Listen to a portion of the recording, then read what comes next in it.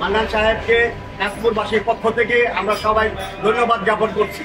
দেশ জুড়ে ডেঙ্গুর আতঙ্ক, প্রতিদিনই আক্রান্ত হচ্ছে শত শত মানুষ, প্রাণ হারাচ্ছে অনেকেই। হাসপাতালগুলো ভরে গেছে রোগীতে, মানুষ এখন ভয়, চিন্তা আর অসহায়তার মধ্যে দিন কাটাচ্ছে। এই পরিস্থিতিতে নারায়ণগঞ্জ ৩ সোনারগাঁও সিদ্ধিরগঞ্জ আসনের বিএনপি মনোনয়ন প্রত্যাশী জনাব আজহারুল ইসলাম মান্নান সাহেবের নির্দেশনায় কাঁচপুর এলাকায় শুরু হয়েছে ডেঙ্গু মশা নিধন কর্মসূচি। মান্নান সাহেবের নেতৃত্বে সোনারগাঁও উপজেলা স্বেচ্ছাসেবক দল ড্রেন, রাস্তাঘাট ও আশেপাশের এলাকা পরিষ্কার করে চলেছে। নিয়মিত স্প্রে কার্যক্রম চলছে।